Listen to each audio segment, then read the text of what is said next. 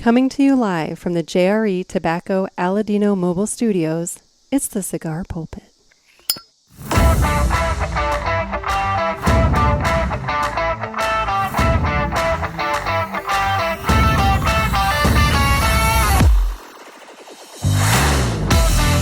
Hello, everybody, and welcome to another sermon from the Cigar Pulpit. I'm the Bishop of the Burn, Nick, and coming to you by phone, we have my dad, Jim. How are you? I'm incredibly fine. I'm in the backyard, and it's nice today. It's like 75 degrees, and clouds are passing over, and it's all good. You know, it's nice here, too. I've got a little bit of what looks like it could have been a rain cloud, but it's not going to form up just yet above me, but I think it's like 82 right now, and it's pleasant. We're supposed to be in the mid 70s this week, and I think the morning low, I think Wednesday morning, is supposed to be like 49. Oh, something wow. like that. Yeah, I mean that's a little early for that, so I know we'll probably get slammed with some weird weather, snow in September or something. This has been strange, but no, this is immensely. But I'm in the backyard, so if you hear a blood-curdling scream, you'll know that some guy just shanked one my way.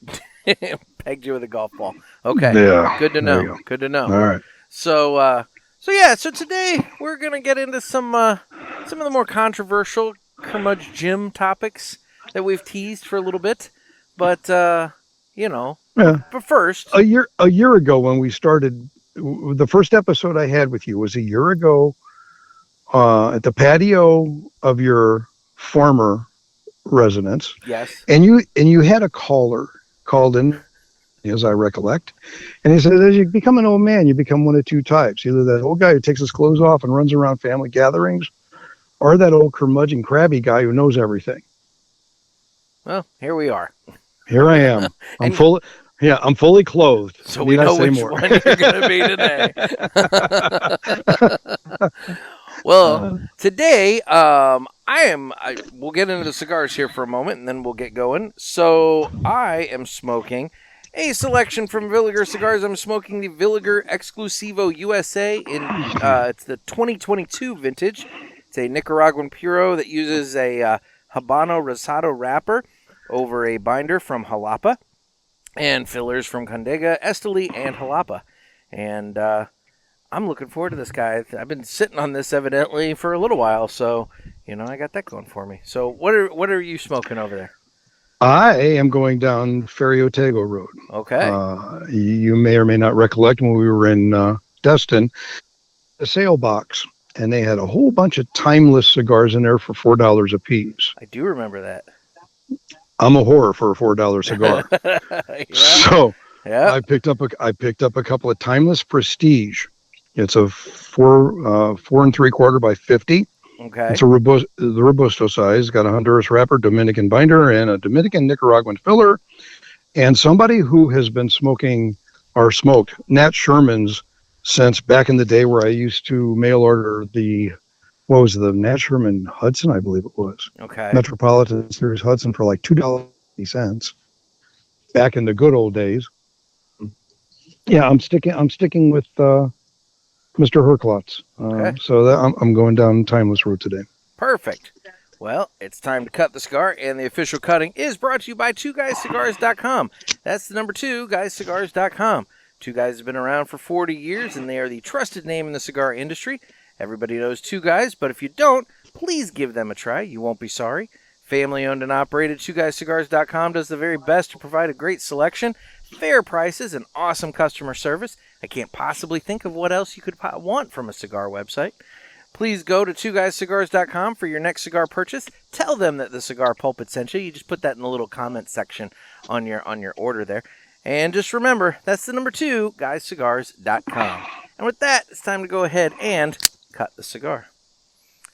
So, I'm looking forward to this guy here. And you know what? While we're doing the cut, I'm going to go ahead and play this, because that way it avoids that whole, nasty noise of me, sucking on the cigar as I'm drawing in and everything. So let's go ahead and play this.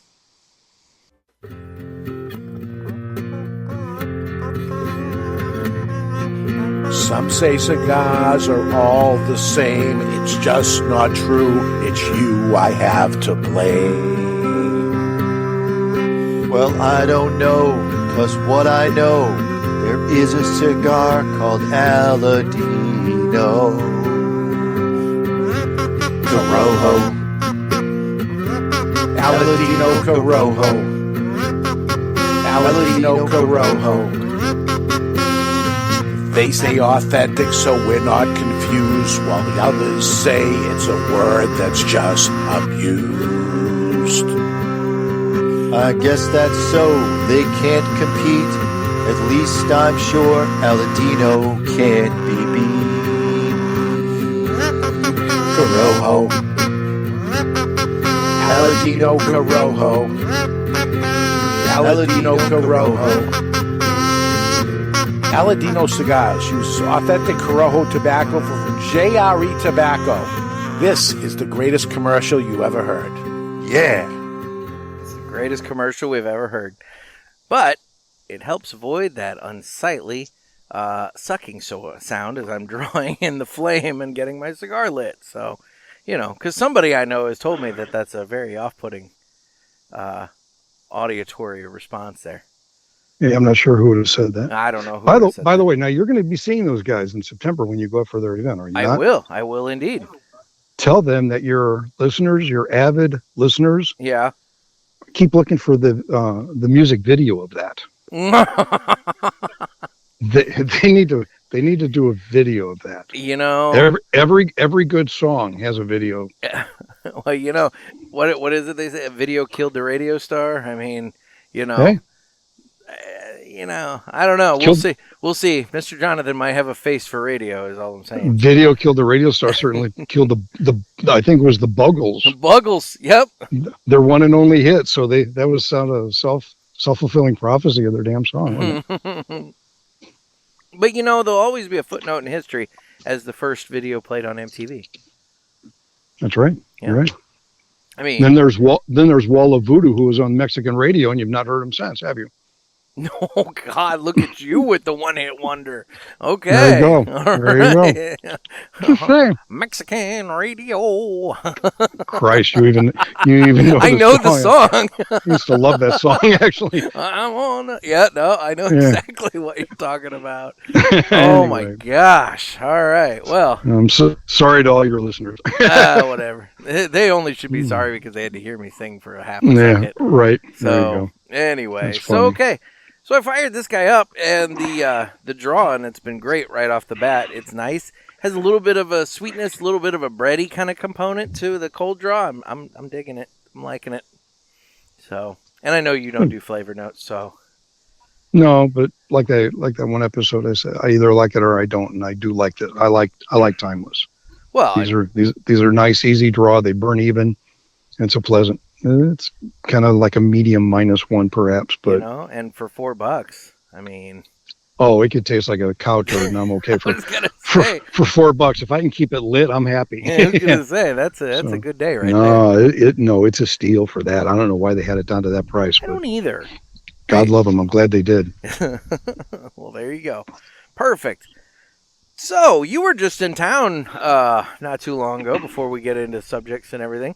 You and I went over to the Indy race. Had another IndyCar race this weekend. Exactly right. Yeah. Mm-hmm. Our one compadre couldn't make it because he was feeling ill, and the other compadre is looking at vertebrae neck fusion surgery this coming Thursday. Yet he somehow made it through the race with us, and didn't move his head too much, but he had a wonderfully good time from what I heard. So and it was a nice race. And all that matters is we sit at the start-finish line, so he only had to look straight ahead. Oh, those seats could not be better. I mean, literally we're 3/4 of the way up the stand, absolutely looking straight down at the start-finish line. Perfect seats, absolutely ideal. So, and it was nice. We were in the shade, even though it was 85 degrees. There was a nice breeze the entire time, like 10 to 15 mile an hour breeze. And it wasn't silly humid either, which I think all of that added up to a really pleasant night. Yeah. The only thing that saddens me, son, is that they estimated 30,000 attendees, which is sad because when you have NASCAR, they run at the same track. Yeah. Every seat is full. Yeah. All the stands are packed. And here I go. It's sad because IndyCar puts on a hell of a good show. It's like you go to the track and you go, I don't know who's going to win. Somebody's engine's going to blow. Somebody's going to crash. Somebody's whatever. And you witness that the other night with we had like a few laps remaining, and Alexander Rossi runs up the back end of Will Power and takes out like 4 cars. Yeah. And we had a 7-lap shootout at the end, and Joseph Newgarden won the thing. But it's like, why don't people go to IndyCar races? They're not that expensive. And they're fast, they're loud, they're bright, they're cheery, and they're exciting. And I think it's sad that St. Louis media doesn't hype the Indy race as much as they should or could. Yeah. Because we had open seats. You pointed that out. We had open seats all around us. The guys in front of us, behind us, the east side. Nobody was sitting there. It's like, damn it, these are $100 seats, but they're perfect. And where the hell are these people? I don't get it. Well, and my God, some of these folks will pay more than $100 to go see the Cardinals, and right? The Cardinals are sucking this year. So who would want to spend that? I don't know, but apparently people are, and I don't get it. But it's like Formula One. Friggin' tickets for Formula One. There's 3 races in the country now. You got Miami, Austin, and Las Vegas. Yeah. Well, those tickets start at about $1,000. Yeah. And they're sellout, pretty much. And it's a sheep effect. Oh, well, I got to go. And Coolio is going to be there, or whoever, and this guy's going to show up, and people go because it's the thing to do. But the race is boring as shit. Yeah. Max Verstappen gets the pole. Max Verstappen wins. Less frequently this year. Next year it ought to be better. But those are dull races. Whoever's on the pole wins 93% of the time. Not the case with IndyCar. No. Well, hell, Newgarden, who won the race, he hit the wall fairly early in the race. He didn't actually.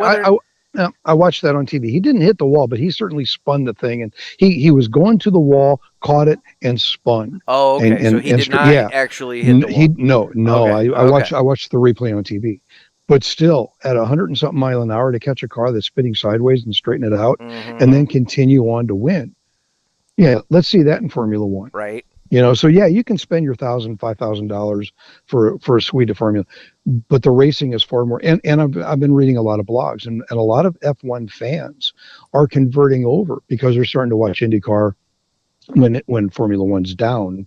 For a month, they watch IndyCar races, and they're like into it. Man, we got a few drivers are looking at moving from Formula One to IndyCar next year, a couple of more. And there's a team coming out of Italy called Prema, Prema. Prema Racing is building a big facility right here in Fishers, and they're going to be part of Formula One part of IndyCar by all indication, and that's going to draw more European watchers. So it's just for the money. You can't beat the excitement, and I don't see it building and I don't know why not. It saddens me a bit. See, the one thing I'll say, the one counter that I will say is, I know you're not much of a social media guy. But I still have my old Facebook account, because I have to maintain it for the Pulpit Parishioners group and, my newspaper and various things like that. And, I don't have a ton of friends on Facebook. I've culled that down to a reasonable grouping. But I will say that over the last 48 hours, that Saturday of the race, Sunday, and then now today, so, maybe 72 hours. I've seen a number of people posting that they were at the race, that they enjoyed the race, that it was their first time going to an IndyCar race. They brought their family, and they really enjoyed it. I mean, I saw pictures of kids posing next to cars in the garage area before the race began and all this. I mean, they're posting pictures of, their kids watching and this and that and whatever. So it's one of those things where, for some reason, it doesn't feel like the crowd at this race ever grows, and gets bigger and bigger.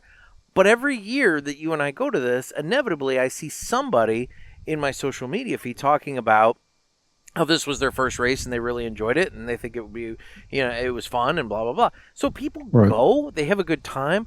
I just don't know if they're going back.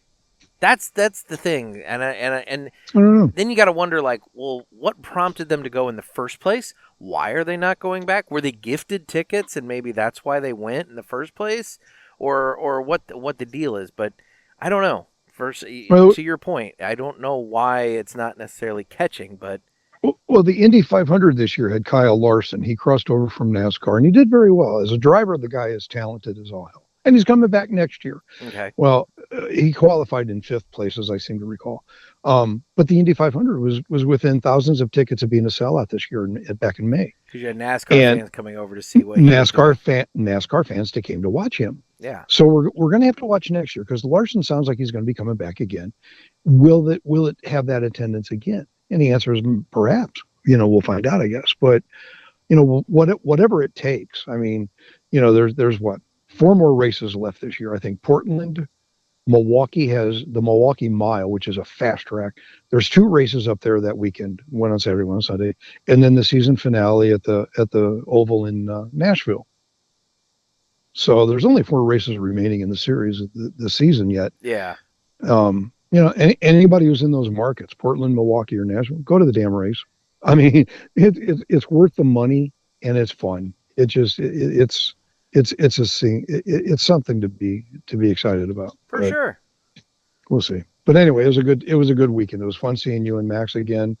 Got to hang with Glenn, got to hang with my brothers a little bit, and the drive over and back went simple and easy, and life was good. There you go. Can't ask for anything better.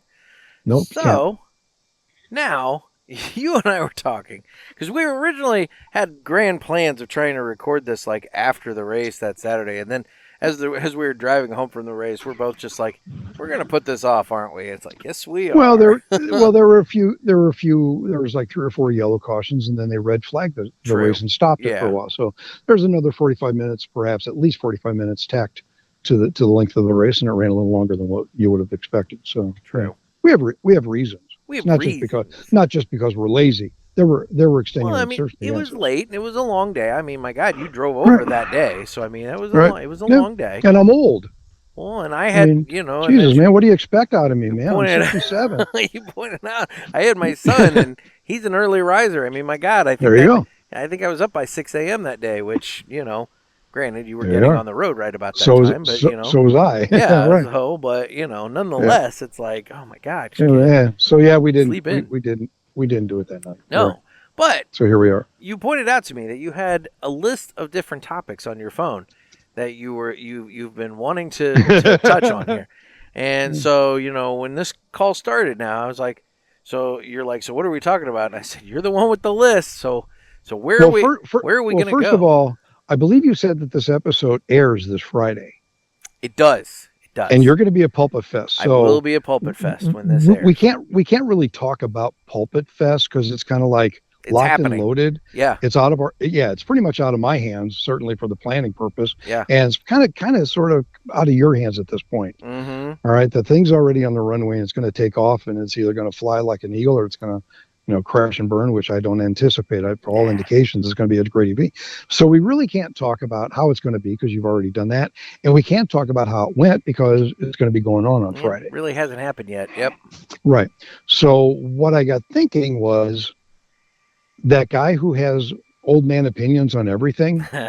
Let's break out some old man opinions. Here's that one that I've teased on occasion for a year now. And churches. There is no separation of church and state anymore. That's hooey. Those days are long gone. The thing that gets me, however, is churches don't pay taxes. And here we're going. And here's where I'm going with this. In my mind, and that's a dangerous place to go, and I grant you that. There's a difference between religions and churches. All right. True. I was born and raised Roman Catholic. I may not agree with everything of the Catholic Church. I think we've had better popes than we've got right now, candidly. When Janet and I visited the Vatican last June, when was it? Yeah, last June. Yeah. June. Yeah, we toured the Vatican. Well, the Pope just happened to have surgery scheduled for that, unexpected surgery that day. He did that so he wouldn't have to bump into me. And I know that I was looking for the man, right? Fuck, the gym is coming over here. We got to get the surgery scheduled. Yeah. Yeah, that surgery I've been putting off. Let's do that Wednesday. Let's get that on the calendar, hey? Right. Because we would have had words, okay? But the thing I'm going with this is this. A religion has tenets. It has beliefs. It has rules and foundations of belief. All right. Okay. Catholics have theirs. Mormons have theirs. Baptists and all of them. All right. There's a basic belief that you live and you follow. Scientologists have some. Why do they ever? Okay, and we'll talk. We'll chat about them for a second. Oh boy. All right. Well, no. Here's the thing. I could get out my little black book and possibly find you a phone number for somebody if you really want it. But Scientology is worth about 1.7 billion dollars. All right. Okay, so here, yeah, you're right. You got Scientology in the background. But here's the thing: where do megachurches fit into that? Where does, for example, we have a local one here called iTown. iTown. All right. We've talked about iTown. I've seen them. It looks like a friggin' Walmart. It all right. does. They have 4,000 attendees every week, and the guy can't seem to buy a sport coat that fits because he wants to look bulk. He wears a little tight button on the front. Oh my God. He's got a television show. He's on every weekend on TV. Explained to me why he had a Ferrari parked on stage one day talking about that. Because God told the parishioners that they had to give money so that he could have a Ferrari. Okay, so let's go down that line. You just hit on it. Explain to me why there was a church that opened in Sarasota, Florida years ago, that when we were still living down there at the time, and the guy opened it up and he had, I think, 2,000 attendees the first weekend. And he said, you need to donate a lot because I need a bigger, faster jet to get me more places to preach the word of God. And here's the thing. All I'm hearing in my head is that Genesis song, Jesus, He Knows Me. Yeah. It's like, Jesus didn't have an airplane. Jesus had a friggin' donkey. All right? Okay, so here's the thing. Joel Osteen. Oh, yeah. Joel Osteen, a handful of years ago, had about a $90 million value of donations out of his church, and he was donating less than 1% to charity. Well, he didn't open up his church to, what was it? Was it hurricane or flood victims or whatever it was at the time? Exactly right. He's got a church that used to be the basketball arena. Yeah. Joel Osteen lives in a really nice friggin' house. The mattress guy, I don't know his name down there. There's a guy that owns a bunch of mattress stores. Mm-hmm. Whenever there's a disaster, mattress guy is who you see on the news helping people out. You don't see Joel Osteen stepping up and helping anybody. All right. Yeah. There's another guy there's a guy in California who's worth $750 million, and he's got a mega church. All right. This is not a religion. It's a church. It's a place you go in and everybody feels good about everything. And they have bands on the stage and they've got show quality production, and everybody loves everybody. They get in their cars and they scream and they speed home, and they feel good because they went to a church and they all said, yeah, okay, we're good. And every now and then they throw, some scripture out. They're not following basic religious tenets. They're following a church.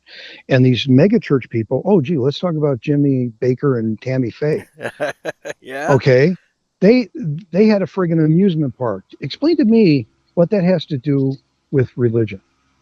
Okay. So all that being said, if Joel Osteen's got a net worth of over $100 million, and if the Mormons are estimated at $49 billion. Good God. Years ago, the Catholic Diocese of Chicago was worth $1 billion. Just Chicago. Just Chicago. Only Chicago alone, right? Yeah. Okay. If the Pope would say, okay, fine, the Catholic, and they don't disclose because it's a religion, they don't have to disclose shit. Mm-hmm. Okay. Churches, iTown Church here in town, Joel Osteen, they don't have to disclose it to anything because they're tax friggin' free. All right. Give me 5% of that. Let's take 5% of your till and do some good with it.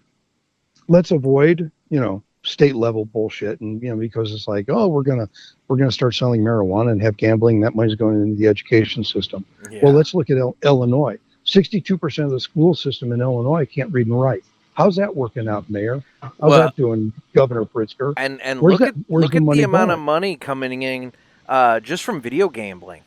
Like, right? They have to release the records on the slot machines. It's trillions of dollars coming in. I noticed the other day that hotel I stayed at had slot machines in the damn thing. Dude, everything has slot machines. The grocery store just up the road from your hotel had slot machines in it.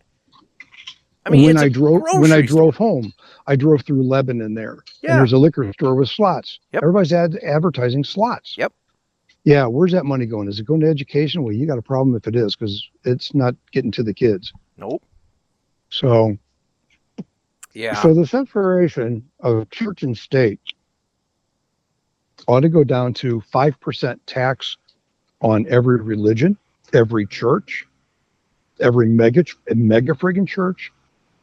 When we were living down by Sarasota, there was a guy down there who would take in down on their luck gentlemen. And he was at church, and he would have these guys, and he'd put them into little rooms, and he would have 5 or 6 at a time. Yeah. Well, he qualified as a nonprofit church. Therefore, he got free food and subsidies from the state. And once a month, he would go and he would pick up bushel baskets of free food. And it was everything from steak to you name it. And what he would do is he would bring it to his little church, and his son and his wife and his other son would come over, and they would take what they wanted, and the balance of it was given to these guys who were also having to pay $200 a month to live there. Mm. All right, so he's being subsidized and assisted with food and whatnot, and he's feeding his family with state food, but the reason he's getting the food, they're getting beans and potatoes. Give me 5% of that crap. Yeah. So if you take, and here's how you resolve problems in society, is if you take every mega church, you take Joel Osteen of $100 million a year, and you take all the Catholic churches, and I don't even know what Baptists are worth. Mormons are a $49 billion business. Scientology is almost $2 billion now. Again, I said Jesus had a donkey. He didn't need another friggin' airplane. And you're starting to watch the news now, and you're starting to see more of these mega church preachers being found guilty for sexual abuse. One was busted for chasing children, which, let's talk about Catholics, but nonetheless.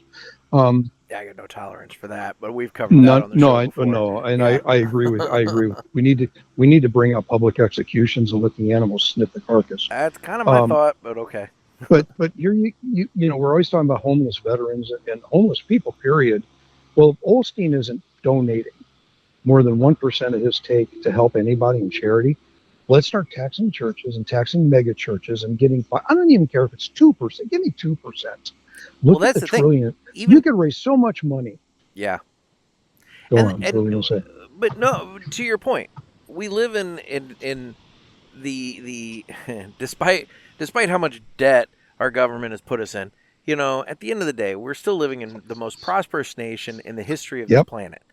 And the fact that we have anybody, not veteran, kid, whatever, anybody at all, living on the street or going to bed hungry, that's a crime just in and of itself. We have failed our fellow citizens by allowing that to take place. And, and look, and I'm not necessarily begrudging somebody who starts a business and, through hopefully ethical means makes a profitable living for themselves and does well. I mean, that's the American dream. But doing so on the back of a religion because you are able to get it tax-free, that's bullshit. And that's what they're doing. Yeah. And I, no, that's not right. And so, no, we need to. I don't disagree necessarily. And see, I'm making sense. And when I'm talking religions, I'm not just talking Catholic and Baptist. We've got a mosque was built here in Fishers. Big ass building. Tax them. Go ahead. You want to come to this country and bring your religion. I'm fine with that. God love you anyhow. Your God love you anyhow. But you got to pay taxes as well, just like all the rest. Now, the one thing, the one little twist I'll throw at you, just for the purpose of debate here. If a church can show records, if they can provide records saying we brought in X amount total for the year, but Y amount we used for feeding the hungry and housing the homeless and clothing, kids and giving school supplies to kids and whatever, you have designated different, charitable outreach that these churches could do. They could use that. I would be perfectly fine if they can prove X percent of their income goes out into charitable contributions. And I think that could be used as a tax write-off You know, kind of like a business. Because ultimately, at the end of the day, the money that is coming into the church is going where it needs to go at that point. And that's my... Because my other concern with this idea is I don't trust the politicians at all either. Well, no, that's what I'm saying. You got to cut it out of the hands of the politicians. It's got to be managed somehow, because otherwise it's just going to go to misdirected bullshit. But I agree. Yeah. So and I don't know the solution there, but I don't trust the politicians. But at the same time, I think what we're ultimately saying is, the churches need a little oversight too. Well, and yeah, and here's the other thing: the whole thing about separation of church and state. That's hooey. And the reason I say it is because you got the southern border issue with all the illegal immigrants coming in. Do you know how many hundreds of millions or billions of dollars is being paid to NGOs, non-government organizations, Catholic Church? They're funding money. The government is paying Catholic Church organizations money to manipulate and house and take care of these illegal immigrants and get them distributed around and supported. Okay, well, if there's a separation of church and state, why is my tax dollars going to the government, going to a church or a religion to take care of somebody who's breaking the law? It's a valid point. There is no separation of church and state. That ship sailed, and it's half sunk someplace. And therein lies the point: is the reason you have a religion and the reason you have a church is to bring goodness to people's lives. And I God love people who need help them. But the problem being is the only ones who are benefiting from I can't say the only ones, the majority of the ones who are benefiting of the mega churches are certainly, it's a business and they're buying Porsches and they're flying around in Gulfstream 5s. Oh, I need a 6 because it's faster and has a further range. Really? Do you really? Do a Zoom call. I'll just put out another book, Right, I'll do this. I'll do that. We need a new roller coaster. But therein lies my bottom line, bone up my back, is we need to step up and say, no, you're benefiting yourself and your family, and you may be nice people. Some of them you aren't. But let's make sure that you're doing what you're supposed to be doing with your business. Which, again, that's where I come back to. If you can prove charitable works, if you can prove that you're using the money the way, it's theoretically intended by your parishioners when they're donating, I think that's fair to offer them the tax write-off to eliminate that tax for them, because they're actually doing what they're supposed to do. So at that point, you're penalizing the bad guys who are just taking the money and living off of it. But you're also giving away for the good guys to be able to continue doing what they're doing without any tax, benefit or burden. Yeah, it would have to all be based on a percentage that's actually applied to the purpose rather than administrative costs. Well, exactly. Yep. And some churches are really good about that. Other ones, to your point, not so much. Are you familiar with that TV commercial you may never see? Cars for Kids. They've got this obnoxious... Oh, the KR, the stupid little jingle. I know exactly. Horrible kids playing that horrible song. Cars for Kids. Cars for Kids. I know exactly which one you're talking about, yeah. Do you know what that organization does? No. Interesting how they never tell you, do they? No, because obviously kids aren't driving cars. No, you donate your car, they sell it, and they help subsidize Jewish children's educational needs. Oh. It's committed specific, and they don't mention it in their commercials. It's absolutely 100% dedicated to Jewish children. Huh. Yeah, and they're being called out on the rug repeatedly because they don't put enough money into their cause. They're making tons of money for themselves and the administrative overhead costs. Interesting.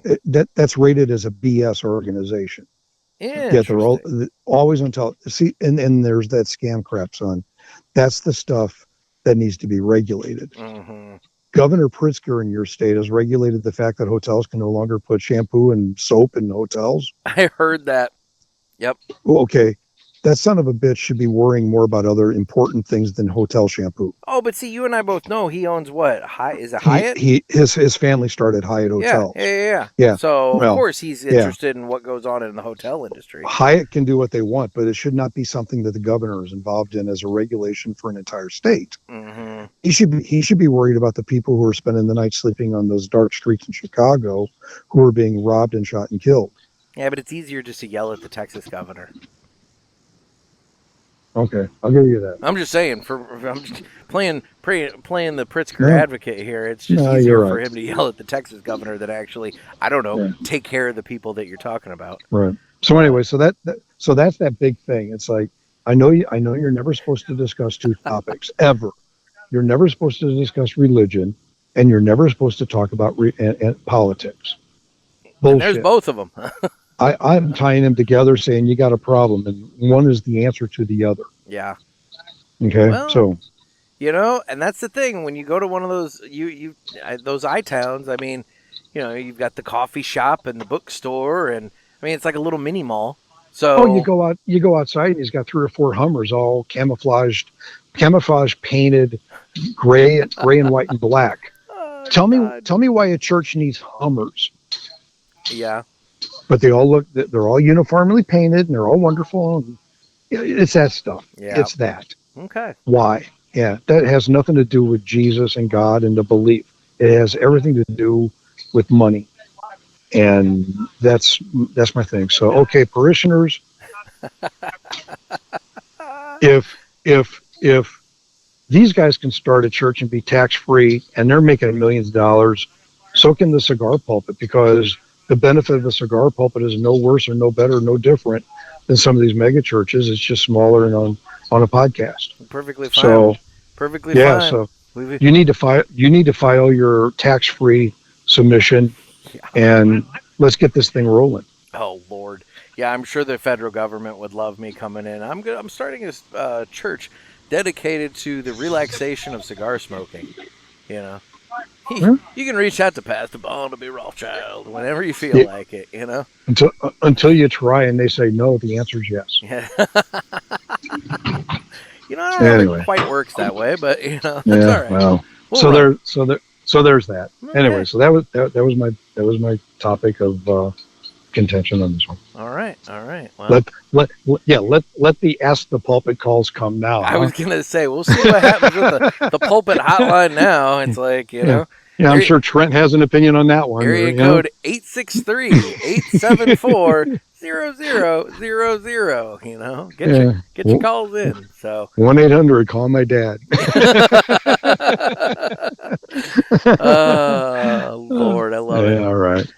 Well, I am about halfway on my Villiger here, and it's been a very smooth, good smoking experience. I mean, the draw on it is just amazing. I'm getting all kinds of good flavors and smoke from the smoking experience. The spice on this definitely comes through in the retrohale.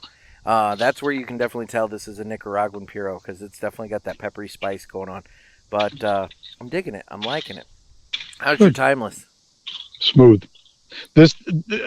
These are nice. I mean, it's got a good draw, and it burns even. I've never had a bad one. I mean, this is probably, I don't know, I don't know, 5th or 6th timeless I've had. Yeah. I'm a fan.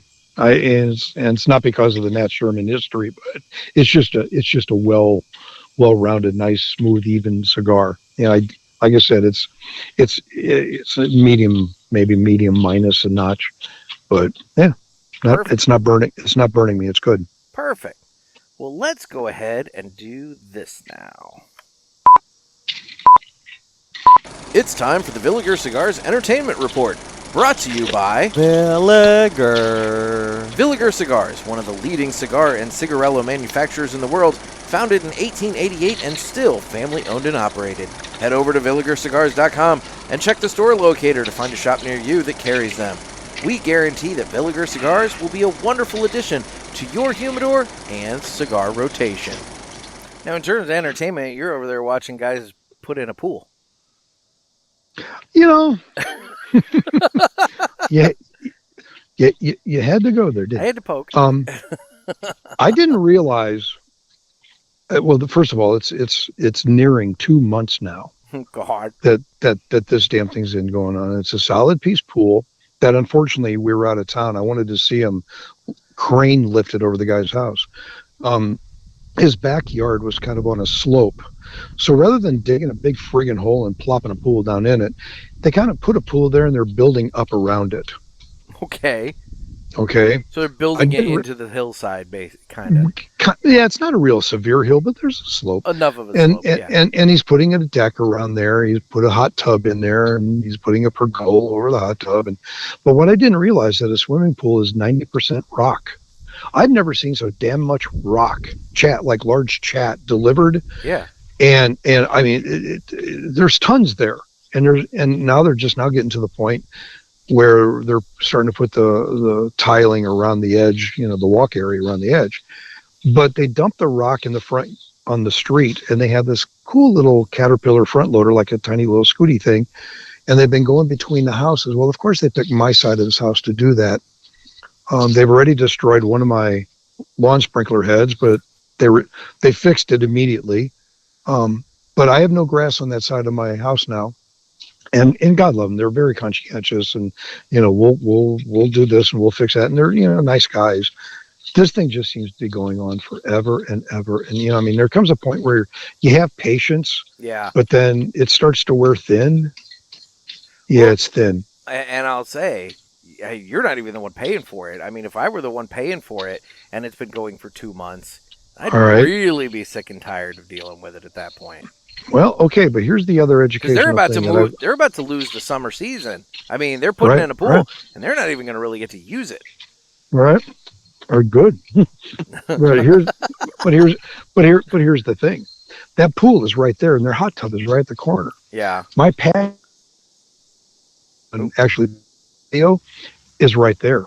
So the fact that they now have a pool in their backyard, they're going to be out there doing their pooly thing and their hot tubby thing. That changes my plans for the patio. Mm-hmm.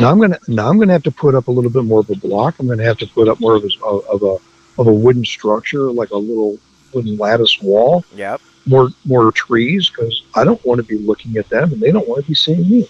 Yep. So their pool and all that structure now changes the economic dynamics of what I was intending on doing with a patio, in addition to the schmuck that lives on the other side of them. The pool is slightly, like I said, it's not in ground. It's going to be in ground because we're building ground up around it. But they look out their patio and they see water in the pool. Yeah. They don't want to be watching these guys swimming all the time. Yeah. So they're going to increase their landscaping over there for their own privacy as well. So this guy's pool is going to cost us more investment on our part just for our own privacy and peace of mind in a sense. Yeah, interesting. Yeah, it is. Yeah, but this is amazing. It's like 2 months now in this same thing. There's a house in the front of the neighborhood. It seemed like he had a pool, dug slammed in, finished in 72 hours. I've never seen something like that in my life. They were swimming 3 days after done. Well, see, that's who they should have had do the pool next door to you. Right? Yeah. I know. Huh. Well, all right then. I asked him the other day, I said, is this thing getting close? Because I got to piss like a racehorse. and he looked at me and goes, I'll go tell Angie. Well, there's going to be security cameras on that pool. Well, that's the other thing. He's building up more protection across the back, putting like a little wall structure and planting and a little wooden structure to protect his children. He has a daughter who's a freshman in high school. Ah, yeah. And this is right on the golf course. Well, and he needs to make sure that these golfers just move on. Well, yeah, because you don't want these golfers scoping out your teenager. Well, and the HOA rules don't allow you to discharge firearms in this neighborhood. So, yeah, I checked. But but that's a serious consideration, because I saw a guy the other day ogling a little girl across the fairway. And he actually pulled his golf cart up and was talking to her over the fence. And the father walked out of the house, and the guy got in the car and drove away. So I'm serious. That's a real. Well, you can't control who comes and plays a public golf course. Yeah, and that's a real concern. So little things you never really think about. You go, hey, let's have a pool. Yeah, boy, is that a waterfall of decisions and next steps. See, and that's the thing. That's where you start getting into, you know what? HOA may have to take me to court if, like, my kid's outside and some guy comes up and starts talking to him and everything like that. Before, right? It's like we might have an incident before it's all said and done. Yeah, but, we had to have a healthy conversation. Yeah. Well, anyway, so what have you been entertained by? Other than these cool little caterpillar things going back and forth over there that I wish I had. Yeah. See, I've always wanted to drive a gator. One of those little cart things. I just think those would be kind of cool. You know? Yeah. I always wanted a front loader. Just to move stuff?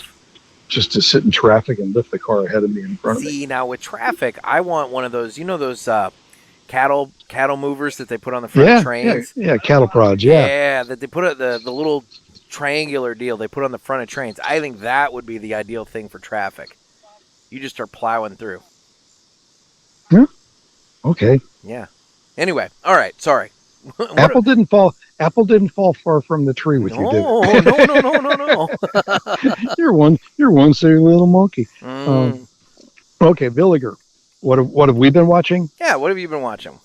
Well, we're still on this kick of avoiding Hollywood and US shows. Okay. We're still on the BBC.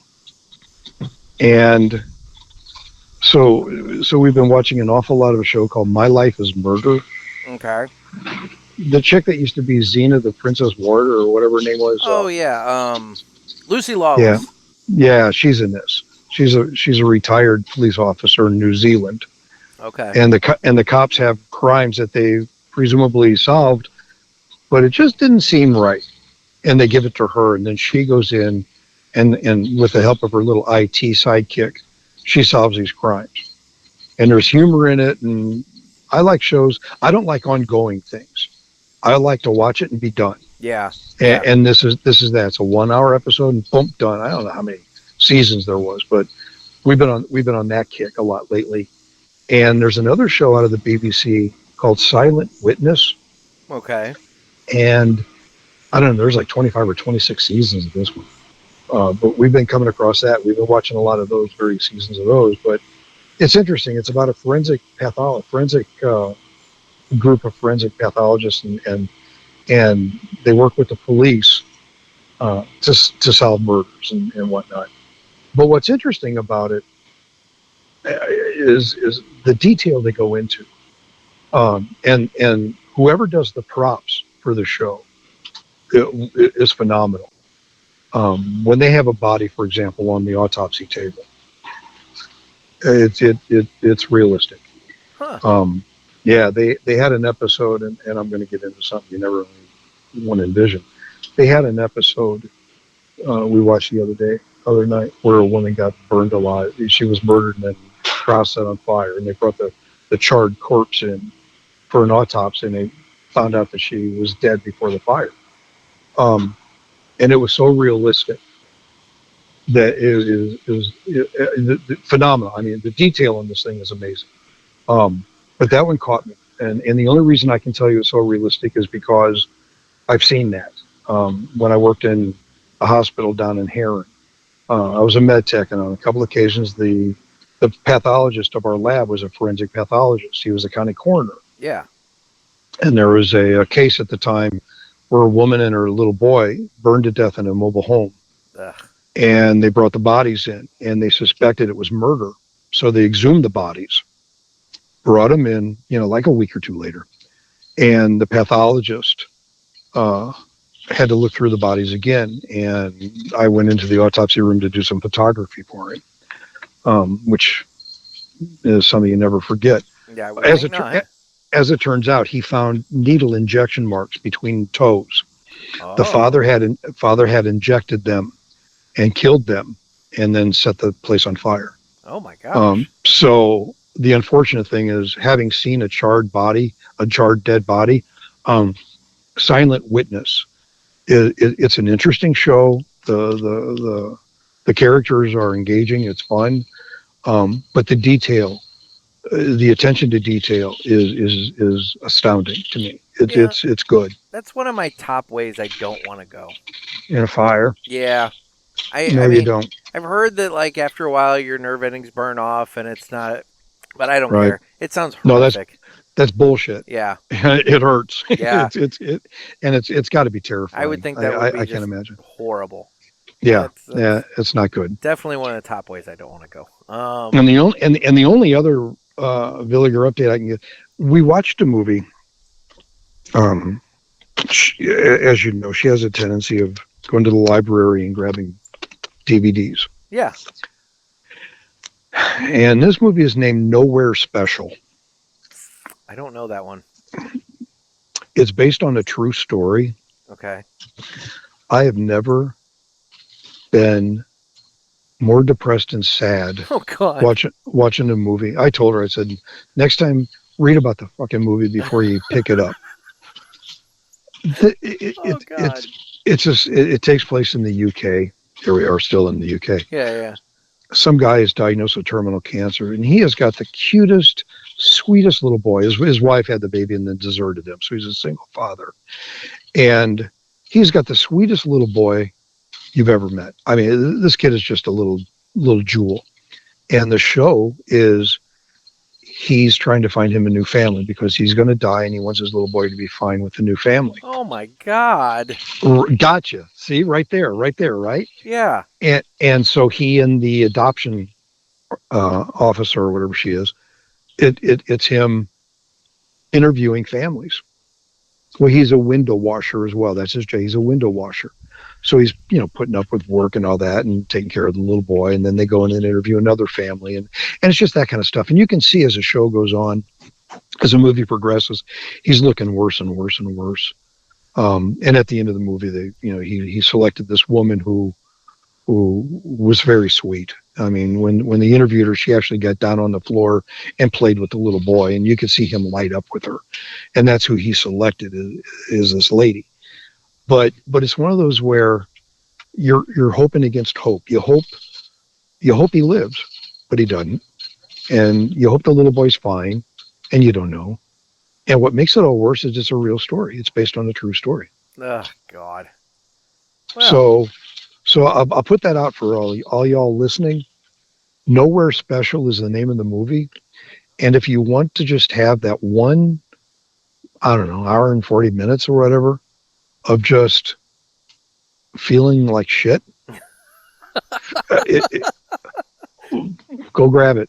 I mean, it's one of those where there's nothing redeeming about it other than it's just a very heartfelt movie, and the little boy is just the cutest little bugger you've ever seen. So what you're saying is you would watch Lamb again over that? Okay. Yeah, absolutely. This thing just bummed the shit out of me. God. All right then. So there's your Villiger report.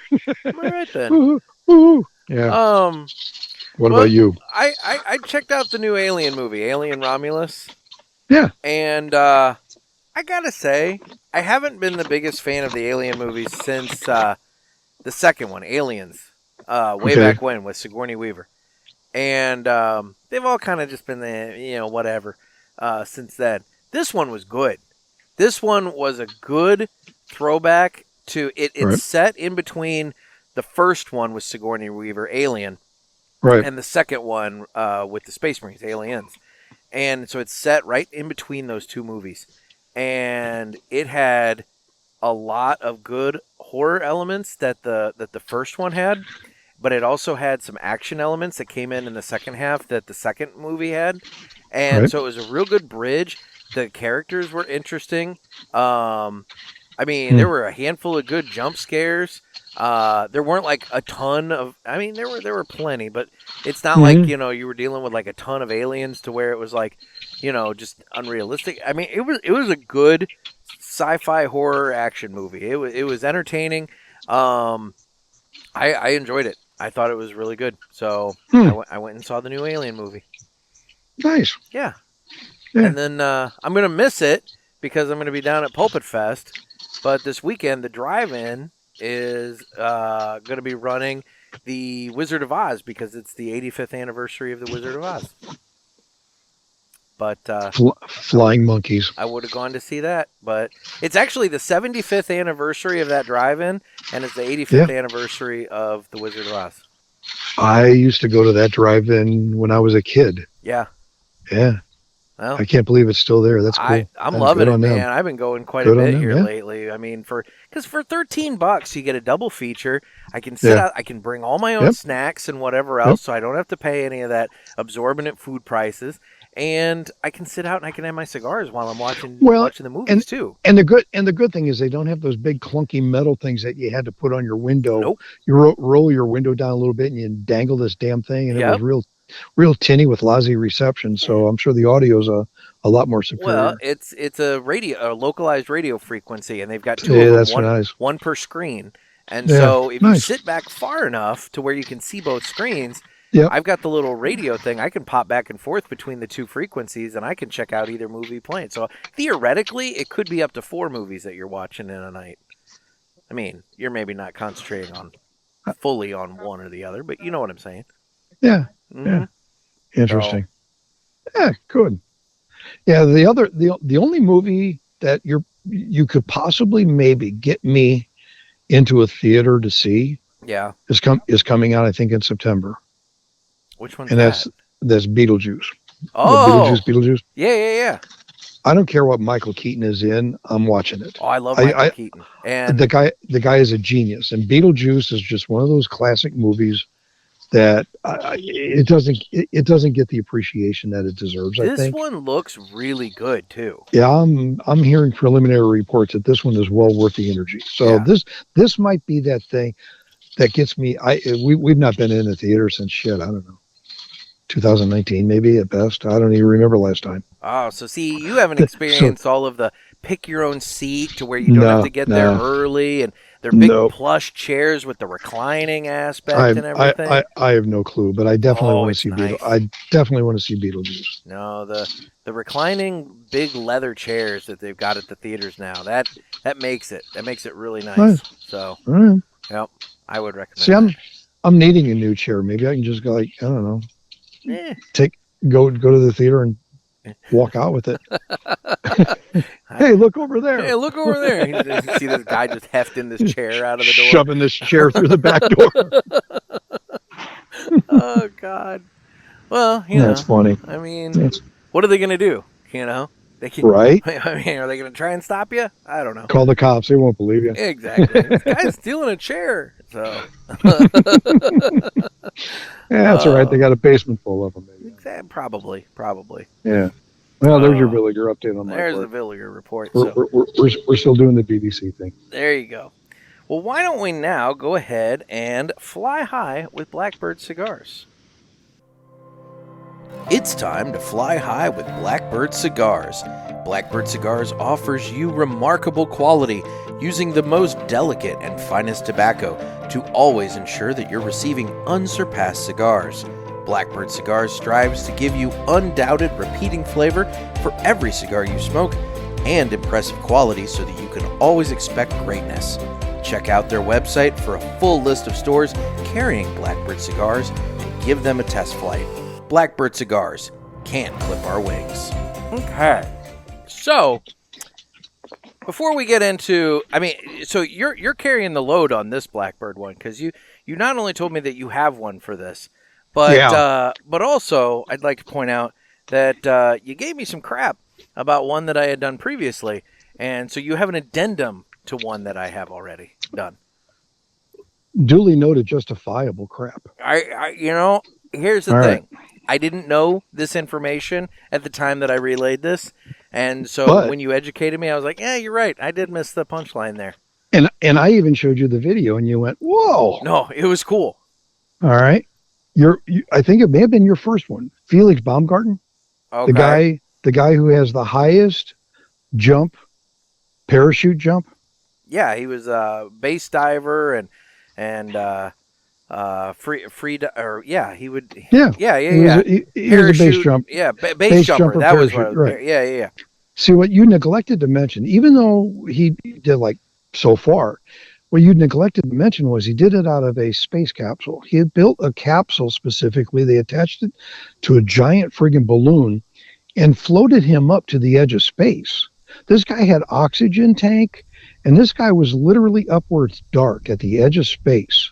Yeah. When he parachuted out of this capsule, and there's a video. Everybody, you got to do it. Felix Baumgarten, go to YouTube and just watch this damn thing. This guy is like staring 3.5 minutes, and it's incredible. He's staring down at a planet, and he jumps out, and there's risk of tumbling, and he's plummeting at a Mach speed, Mach 1. And if he starts to tumble and lose control, and he's breathing oxygen from a tank, this is not a simple high dive. No, this was an edge of friggin' space dive. Yeah. And you neglected to point that out, so I'm just filling in a blank for you. I didn't know that. The site that I got the information from did not include that he jumped from space. So when you pointed that out to me, I was like, "Holy crap!" And then I watched the video, and it's like, "Okay, no, this is way more impressive than even I realized." So. Yep. Yeah, you watch the video, you go, holy crap! This guy was, he's ballsy. Okay. So today, I'll take this one. We'll go to the other extreme. There's only one area more dangerous probably than space, and that's the ocean. And there's a gentleman by the name of Herbert Nitsch, Nitsch. Herbert is from Austria, and Herbert holds the world record for going down into the water. Okay. He did a dive, it's called no limits diving. There are different types of free diving. Okay, for the most part, free diving is where you stand there and you huff your breath, you get your breath down, and you take one final breath and you dive. And you've got no oxygen tank, you've got, none of that. And there are 8 free diving disciplines recognized by the International Association of Apnea Diving is what it's called. Okay. All right. Okay. He's the only guy who's held records in all 8 categories. And the 8 categories are like constant weight and static apnea and whatever. But here's what he did. He did a thing called no limits diving with no oxygen tank.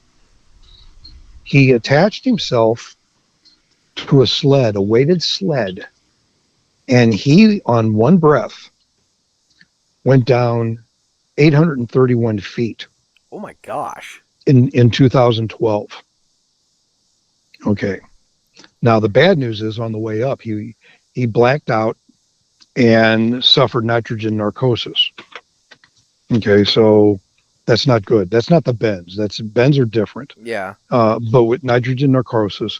But anyway, on the way up, he blacked out, had nitrogen narcosis, came to again right toward the surface, had a few brain strokes, suffered a couple of strokes, and had to go through therapy. He couldn't walk for a while. Oh my gosh. But he recovered, and he still manages to free dive. He's no longer diving in competition, but he still free dives just for fun. He'll go free dive 100 feet or some shit. Yeah. But that's the absolute extreme difference from what Felix Baumgarten did diving out of a space capsule. This guy went the opposite direction. He went down 831 feet. That's like 270 something yards. That's almost 3 football fields down. Wow. Okay, now let me make this even scarier. As somebody who has been scuba diving, who's we were certified back in the 80s and 90s. We went diving. I did the North Wall off of Grand Cayman Island. That's a 7,000 foot drop. Okay. And I went down to 105 feet. And the further down you go, it gets cold, and you feel compression. You start to feel pressure against you, and more importantly, it gets dark. Okay. Okay. When you go diving, you lose certain colors. When you go down about 30 feet, the red starts to go away, and you go a little bit more. And I was hanging at about 105 feet, and I'm looking down, and all you see is dark purple to black. Well, this guy went 8 times that. Oh God. He went down there where it is black. It's dark. You can't see shit. Yeah. And he did it with no tank on. He did it holding his breath. So consider that as somebody. He may not have flown high as your theme, as your theme states. But he definitely dove deep. Oh my God. Yeah. What's it take to do that? So yeah, Herbert Nitsch from Austria. He's my man. Well, guys, be like Herbert Nitsch and Blackbird Cigars, and don't let anybody clip your wings. So that's nuts. I can't even remotely imagine doing something like that. No, it's scary. I mean, because that's down where like the fish have the little light, bioluminescent lights to like draw you in and like eat you. You know? Right? Yeah. Or like maybe there's a Meg down there that like has evaded humankind forever and is just ready to start eating you. You know? Well, and it's one of those things where you got to keep your wits. Well, yeah. Because, I mean, like you said, this guy passed out. I mean, if he hadn't come on to... On the way up, yeah. If he hadn't come to, that would have been the end of that, you know? Right. So... Well, like I said, I mean, I'm a firm believer that during your lifetime, you got to do as much as you can, because once you're dead, you're not doing anything. Mm-hmm. And one of the greatest accomplishments was getting scuba certified. And the biggest, coolest thing... Yeah, we had some good dives and we had fun and saw some stuff, but to hang at 100 feet like that, it passes in your mind. If I were just to let go, what would happen? And the answer is you would die. I mean, you would just like going down and you would get compressed, and you go deep enough, you get squished down to the size of a football. The pressure is mind-boggling down in the ocean. And to think about what this guy did to keep his wits about him, and to be that deep and to get that cold, I mean, it's cold down there too, and he's getting squeezed. To go that far and then go, okay, I think I need to go back up. Yeah. Well, I would have thought I need to go back up after about 50 or 60 feet. Maybe. I was going to say, yeah. Not 800 and something, but yeah, but I just, and you take the sled down, but you come back up on a float. So he had assistance floating back up, but he's done free dives of like 300 feet. And that's just him paddling with flippers, so yeah, this guy's subhuman. He's just amazing. Well, some people are just made for the water, and some people live. Yeah, exactly. So, well, what is that thing? What is that thing from Braveheart? Every man dies, but few men truly live, or something. Yeah. That's kind of what your flying high guys people are. Well, that's kind of the point of the segment, It's like we want to point out people that are doing really badass stuff as, some inspiration. Maybe there's a parishioner out there who's going to do something really cool. You never know. Maybe there's parishioners out there that are already doing something really cool and need to let me know this stuff so that we can include them in the segment. There could be something happen at Pulpit Fest this weekend. It's very possible. Ooh, you could be like, oh my God. Yeah. Did you get that on film? I watched Trent fast smoke a 10 by 100 cigar in 20 minutes. That's funny. You're right. Power puff his way to heaven. Oh, yeah, no kidding. Well, let's go ahead and find out 3 cigars that we smoked and enjoyed this week.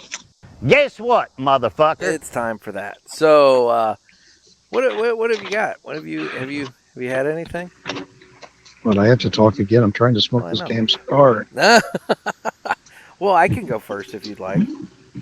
Okay, you go first, and then okay. I'll cue mine up. All right. So, what have I smoked in the last week? So, I'm looking at my list here, and I've had a couple of days where I haven't really had much of anything because, between having my son and various things like that, sometimes the days get away. But I did have, the other day, a West Tampa Tobacco Red, which was actually named the 2023 Pulpit Parishioner Cigar of the Year. And fantastic cigar. I enjoy it. There's one shop, I think, in the St. Louis area that carries the West Tampa Tobacco. And I don't make it by there as frequently as I'd like, but when I do, I always make sure I stock up on those because it's a mighty tasty smoke. Do you want to go now, or should I go through all 3 of mine? I'll go. Okay. I had a La Polina white label Figurado. Oh, okay. It's the TAA 2021. Okay. I bought that bad dog down in Destin that night, or that day we went to that shop down there. Yep. They had a nice selection of the TAA exclusive cigars. Yeah, they did. Yeah. I bought a couple of them there, in fact. But it's a 5 1/4 by 52 with the tapered foot. Okay. And Ecuadorian Connecticut wrapper and Nicaraguan binder and filler, and that thing was like butter soft. It just, it's like I saved it for that afternoon where I hadn't eaten that much that day, and I knew that if I'd have something, I wouldn't feel right. Yeah. It was just like it was like melted butter. Good. All right, but yeah, it was a happy little smoke. So Okay. I don't know. I think I paid $10 for it. Yeah. I don't know what they typically go for, but yeah, if anybody ever wants to have a morning cigar, the La Polina white label Figurado. Okay. All right. There you go. My next one actually is also a TAA exclusive cigar that I bought down at Harbor, and that was the 2019 Brick House TAA exclusive cigar. And that one, I believe, is the one that I bought a box of when I toured the J.C. Newman factory in Tampa for the first time.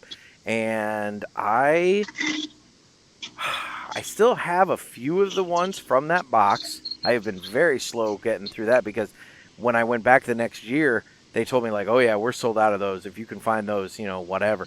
And so I bought 3 of them when I was at Harbor, and good price. I think they were maybe $10 a piece as well, maybe less. But it's really good. It's got a nice level of spice to it, and it's if you've ever smoked a Brick House natural, the Brick House, not the Connecticut or the Maduro, but the natural one. It's like one of those, but with a little bit more power and spice to it and everything. It's a Brick House that knows somebody. So I enjoyed that one.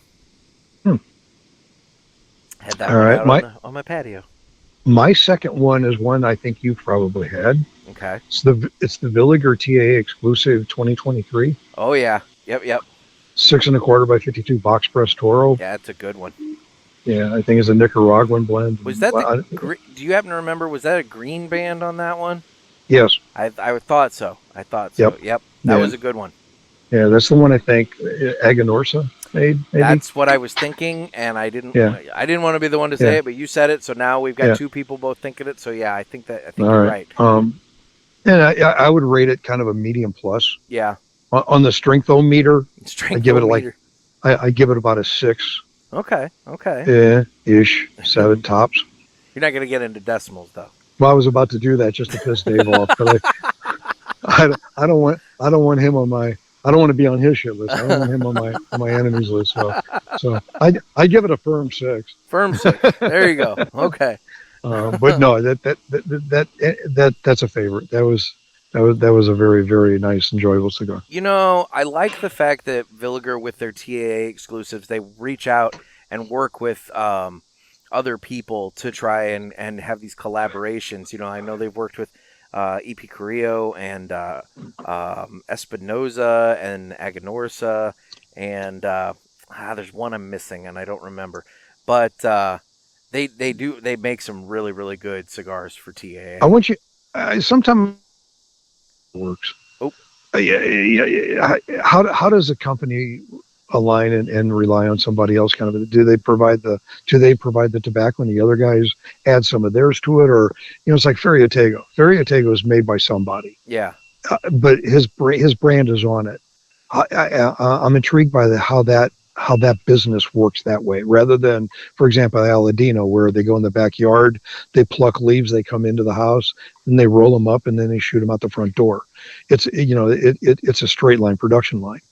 But some of these are made by others, and I don't fully comprehend how that networking and how that affiliate works like that. Yeah, I don't know. So, and theoretically, I've got people at Pulpit Fest I can ask, because obviously Renee's going to be there, and he's integral in the process of the TAA exclusive cigars. Because he's done that. Because Villiger's making like the 1888.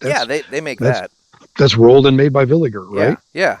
Why don't they make their TA exclusives? And I don't understand the dynamic. That's all. I don't know if it's just something special, just to do something special, or what. But yeah, the kind of how that happens would be interesting to know. And then I know Aladino has obviously done stuff like there's a cigar called the Punch Golden Era, and Julio Aroa blended that for Punch, and they make that. Right. So I'm sorry, I'm trying to remember now. Who is it? Gurkha? Yeah, Gurkha's always made by somebody else. Yeah, Gurkha's essentially like a. They're just a brand. They're a marketing entity. Outfit. Yeah. Yep. So is Villiger making shit for other people, or I'm intrigued by that. It's like you could have your own cigar and not touch a leaf. Somebody else is doing it all for you, and you just put your label on the thing. There's a lot of companies that are out there like that, where basically you have a guy that you think is a manufacturer, but in reality, he's just a brand owner who is subcontracting out to somebody else to do all the work. And that's why during COVID, you saw some of these smaller brands really take a hit, because when the amount of rollers was cut to a quarter of what you normally have, and tobacco becomes a shortage and everything. The guys that are making for themselves and for other people, they were hoarding back, and they were basically saying, look, we're making our stuff. You're on your own now. And so they were stumped. Yeah. So you had some of these smaller brands that are going, well, what am I going to do now? Right. And the answer for some of them was suffer, but I don't know. Yeah. So. Yeah, there's a whole lot of questions I have regarding that whole dynamic. Yeah. But anyway. All right. What's your next one? And my last one here is one that I smoked the other day, actually, on my patio, and it's another Villiger. I just finished my Villiger USA Exclusivo 2022, but I smoked the Villiger Limited Release number 39, which I believe came out in 2023, and that's just a really nice cigar. It's a box press cigar, but it comes to a torpedo tip, and it smokes really, really well, really flavorful, and it's not necessarily the longest smoke. It's one of those ones that sometimes you get a cigar and it just naturally seems to take a long time, and some of them you can just get through in about an hour. And that one in this USA Exclusivo today was about one that you could just kind of get through in about an hour, but it smoked really, really well. Yeah.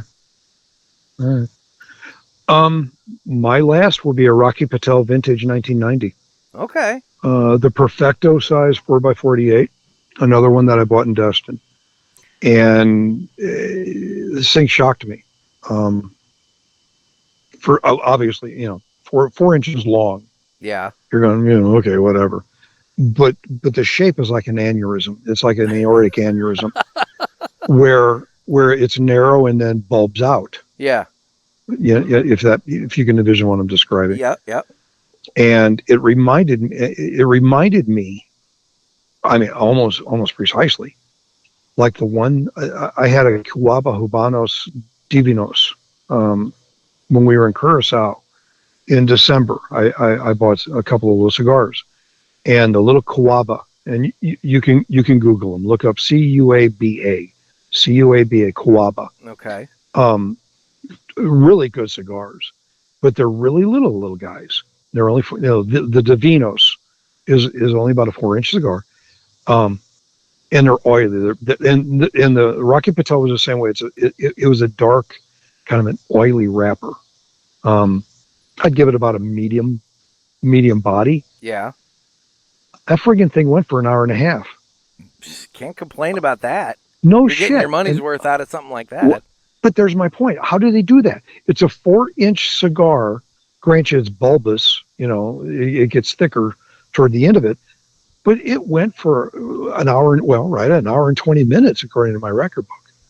Well, I'll tell you. It's like, wow. So certain leaves on the plant, they burn slower or they are found more them. difficult to burn. I mean, that's why if you get a cigar that's really full of Ligero, you can have burning issues. And this is a Dominican. Yeah, the blend in this thing is on the Rocky Patel is a Dominican and Nicaraguan Ligero tobaccos. There you go. So there you go. I didn't know that. Slow smoke, right. Yeah. But no, that's. I mean, if you can get that kind of time out of a short cigar like that, that's ideal. I was shocked. I would never, I thought, well, I'll just go out and pound this thing out and, have a nice 45 minutes, maybe. Yeah, you doubled that. Yeah, I'm just sitting there looking at it going, where the hell is all this coming from? so yeah. Oh.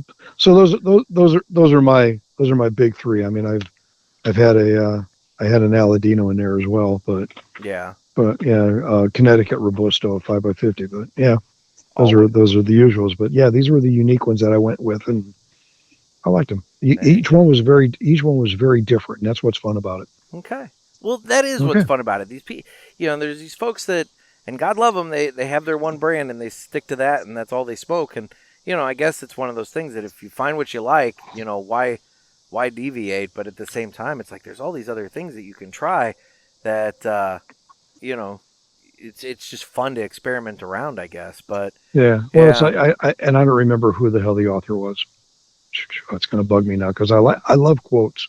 Yeah. Life is like a book, and people who don't travel only read one page. Ah. I can't remember. A famous author wrote that. Okay.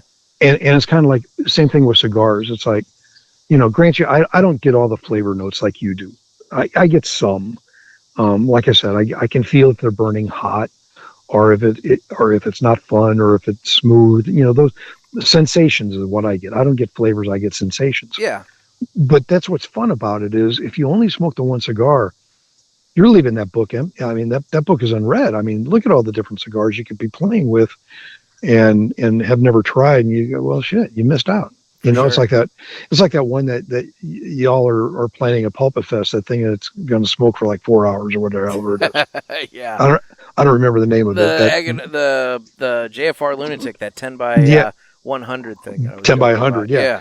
I'm looking at that going, wouldn't that be fun to show up at a golf course sometime and get paired with another couple of guys and whip that thing out and whip that dong out and light it and say, I got one cigar for my round, boys. Because usually a cigar you're done within 9 holes. Yeah. Whip that thing out and you got a cigar for the entire. I mean, how cool would that be? It would definitely be an attention getter and a conversation piece. That's for sure. It would also make you look like the guy that they're scared of. Well, that's true. If you're the guy that's breaking out a giant cigar like that, it's intimidating. Yeah, it's like that old joke when you show up at a golf course you've never played before and you ask the starter, "What's the course record here?" Yeah. That's the big dick guy. And, you don't even need to worry about a course record when you got that cigar. There you go. Yeah, you're that guy. I like that. So it's fun. Oh, fun. Well, some of these cigars I have enjoyed in the mornings out here on my patio. I've got the nice new patio for you me. You keep bragging about that patio. I like my patio. Rubbing that in my face because I don't have a patio here. I just got a spot. You'll get one. Once the pool is completed, then you can figure out your patio. Patio's going to be pushed to next spring, I think, is when we're looking at doing that. Well, that's what I'm saying. Once the pool is complete, then you can figure out your plans for the patio. But trust me, it will be a bodacious friggin' patio. Oh, I bet. It has to be. But I've been sitting out here, and I've been having my cigars, and I've been enjoying some fucking good coffee while I sit out here with the cigars. And guys, you can enjoy some fucking good coffee by heading over to fuckinggoodcoffee.com. They've got all kinds of different blends, light roast to dark roast, all kinds of different things for your coffee palate. And Nick's a cigar smoker, so he obviously likes to pair his coffee with cigars. And you can get the Lounge Blend, which is designed to pair with any cigar. And so that's what I've actually been smoking lately, or drinking lately with the cigars. I've got a nice canister of the Lounge Blend in there, and it goes well. So, like I said, going over to fuckinggoodcoffee.com. He's got subscription models, so where you can always have coffee sent to you, when you need it, and you can give it a try. So don't be a fucker. Drink fucking good coffee. So, yeah. Can I put a question out based on that topic? Sure. Somewhere in your listenership, there has to be an organic chemist. Okay. And this is that thing I texted you and Ken Claridge the other day. Yes. You've asked this question to me before. I don't know the answer to this. I have, and I can't find it. Once in a while, you make a cup of coffee, and it smells like a cigar. There is a distinct odor of cigar. And it strikes me that a lot of coffee production is grown in the same environment, in the same countries as cigar tobacco is grown. Oh, hell, some of the same fields. I know that Oscar Valadares, when he's not growing tobacco at his farm, he's growing coffee. There you go. Yeah. Therein lies my question. What is that common chemical compound that's found in coffee? And I'm not talking when you monkey it up with cream and sugar and all that other useless shit. When you drink it black, there's a common compound of just coffee and tobacco, a cigar in particular. It smells the same at times, and it's a dark roast coffee typically. Okay. I want to know what the chemical compound is, because there is a commonality there, and you can't convince me otherwise. It's grown in the same environment. Maybe there's something there, maybe not. I don't know. But if anybody has that answer, please pass it along. I'm curious. Okay. Well, there we go, guys. You have homework from this episode. You have to find out the commonality between coffee and cigars. Because they pair, and that's the other unique thing. You can't take a cigar and expect it to pair well with a chocolate shake, for example. All right. True. But coffee and cigars go together. And there's a reason for that. There's a chemical reason for that. There's a chemical reason why cigars and whiskeys go together. It's not just happenstance. It's by science. And I'm intrigued by what that is. So There you go. All right. Well, there we go. Get on it, parishioners. Get on it. Well, and parishioners, if you have the answer and you want to let me know, I'm available on Instagram at the Cigar Pulpit. I'm also available on Facebook, where we have the Pulpit Parishioners group. You can, if you're not already a member, you can join in, and your first post can be, I know the answer to that question. And we're also on Twitter/X, YouTube, where you can watch this, or you can call the Ask the Pulpit hotline at area code 863-874-0000 and leave a message about that or any other topic that you wish. And then you're on Instagram, aren't you? That's it. I can be found on CurmudgeJim, spelled like Curmudge, J-I-M, CurmudgeJim. I don't do much other than intermittently when there's something worth photographing, I will post it. Tonight is a supermoon. I was going to say, we got the supermoon. It's about 30% larger than a typical moon. And depending on the cloud cover, I may be out there with my camera and see if I can capture a supermoon image. There you go. I guess my next big event is the IMSA WeatherTech race.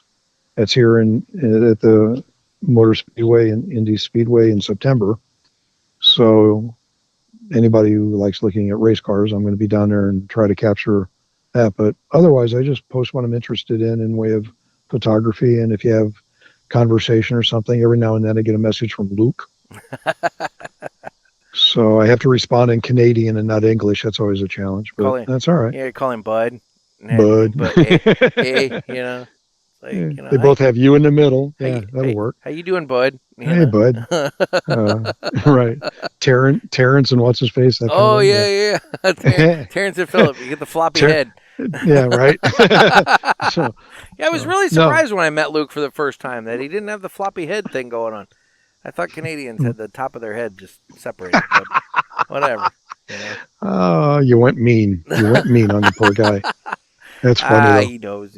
So yeah, I only do Instagram. I'm old and I don't believe everybody needs to know everybody's life, so I don't do all the social media stuff. That's why I like Instagram before they went to all these fucking videos, as I liked looking at the pretty pictures.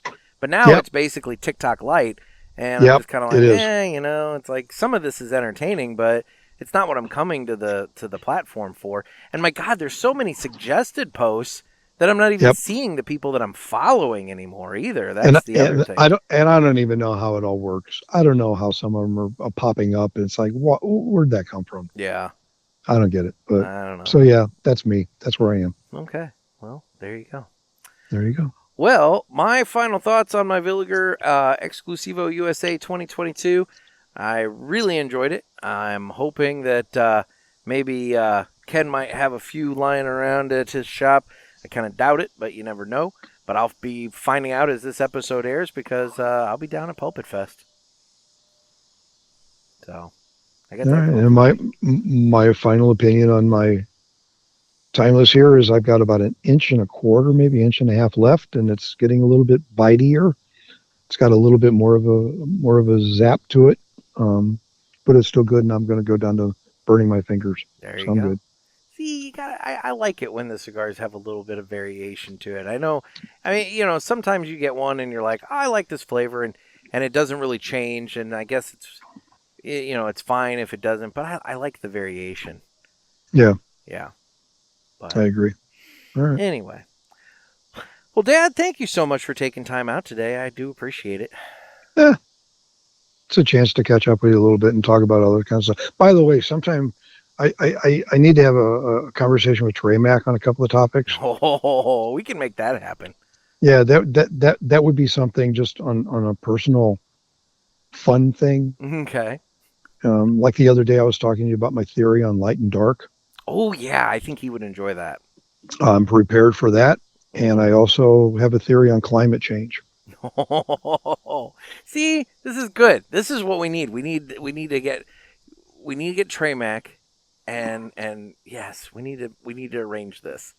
Yeah, and the only other thing and I mentioned this to you the other day, and you're gonna cringe when I put this out to the parishioners, Oh boy. What I suggested to Nick was we need to have some web herfs. We Yes. need to have some video. We need to start doing video herfs for this guy.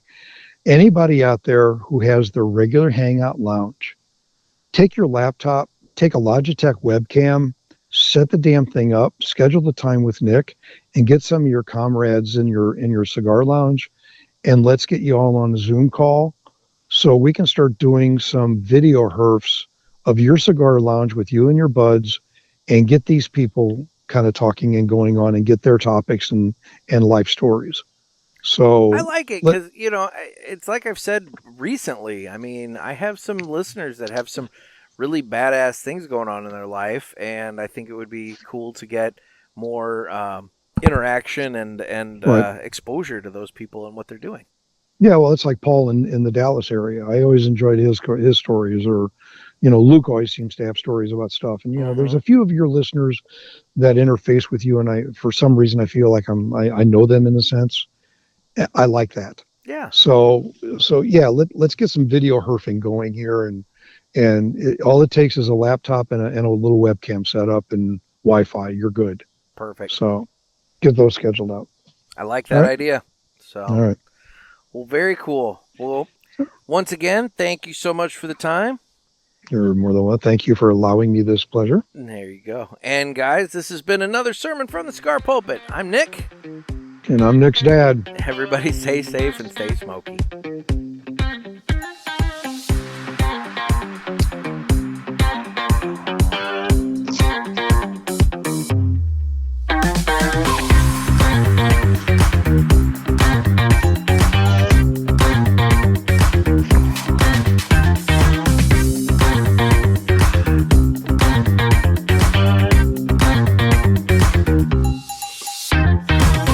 Anybody watching the video is going to think that this episode was sponsored by Arby's, because I have my Arby's cup here. Oh, and, is that right? Whatnot and everything. So, yeah. Arby's, they have the meats. So, And they have curly fries. They And have if the potato cakes back now, too. Oh, that's bullshit. Those are gross. If you ever give me a choice of fast food French fries, Yeah. I go straight to Arby's for curly fries every time. They're not bad. They're better than McDonald's or all the other fries. I'm an Arby fry guy. There you go. I always think their tagline, "We have the meats." I make this joke a lot, but I always think it sounds like a sexually transmitted disease. It does. Yeah, It's it like- doesn't sound. like, Yeah, that's bad. Did you hear about them? They have the meats. They have the meat. Yeah. Ugh, yeah. It's like they make a shot for that now. They're the only place I think has curly fries. Name another one that's got curly fries. Oh, there's gotta be some. But, Arby's, we have curly fries. Hardee's used to, but my God, they're closing down left and right. It's hard to find a Hardee's these days. Interesting. Well, we got one here. I never noticed. You're right. I can think of maybe one in my area, to be honest. All the rest of them have all pretty much shut down. Interesting. Yeah, that's that. I don't know if if it's a Midwest thing, and maybe the Carl's Jr. on the coast are doing all right, but Probably. I don't know. But yeah, I don't know. But they're the only other one that I can think of now that you say that. Well, you're going down toward Daytona. You're going to hit Bucky's. Oh, see, we should make a trip to Bucky's. Because it's only about 25 miles south of you. I was going to say was going to say about half an hour south of Palm Coast. It's at the intersection of 95 and LPGA Boulevard. Saturday the fun doesn't start until noon at Pulpit Fest. Bucky's. Maybe we need to hit Bucky's beforehand, you know. You can take Ken likes Bucky's. Their brisket sandwiches are really good. And I always say not just for a gas station, but like, no. You know, it's no, like, just in general for everybody. In general, yeah. It's a damn good brisket sandwich. So, Yep. No. Yeah. I might have to hit. Yeah. You hit up a couple of Bucky's on a recent trip. I was shocked and flabbergasted. There are 3 Bucky's between my house and Destin. I was amazed. There you go. It was perfect. It was a good stop. Anyway. All right, pal. All right. Take it easy, guys. All right. Bye now.